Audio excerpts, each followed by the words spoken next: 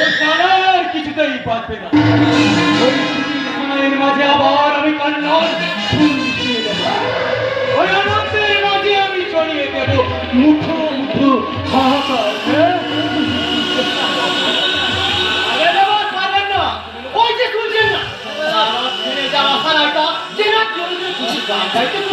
জানি জানি ভেবেছিলাম ওই তুফানের জীবন নাটক থেকে আবির নামক ক্যারেক্টারটাকে টোটালি অফ করে আমি নিজেই রঙ্গমঞ্চে প্রবেশ করব, কিন্তু কেন জানি না ওই রাজকে এলাকাশটা হঠাৎ বিশ্বের প্রতিজ্ঞা ভঙ্গ করে তুফানিকে আমার কাছ থেকে নিয়ে চলে গেল।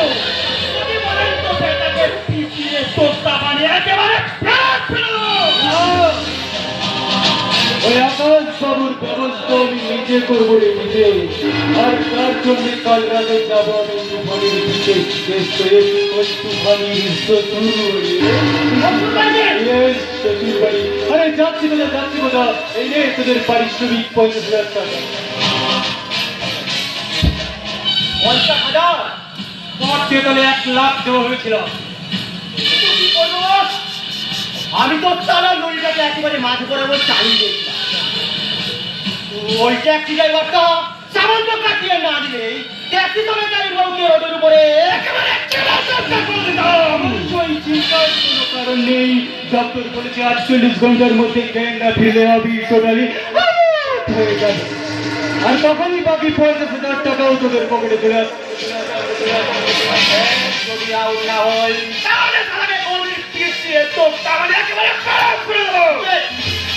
আমি বাবুকে চললে আমাদের কি হবে বল? বাকি 50,000 টাকা ওরা আমার পকেটে ঢুকে তাহলে কিন্তু হুঁকাই মনে হবে বল।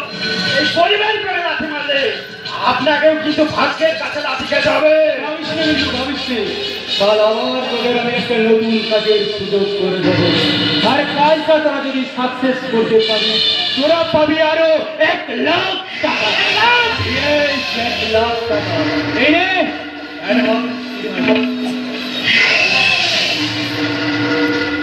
একেই বলে নসিব কা খেল।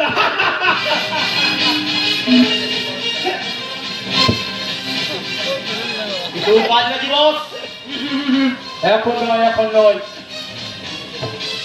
কন্ডিশন বুঝে আমাদের 80% নিতে হবে। ভাবেন না বস, ভাবেন না, আপনার যে কোনো কাজে আমরা কিন্তু একটা কথা মনে রাখ কালিয়া, কাল আমাদের অপারেশন টাইম হবে।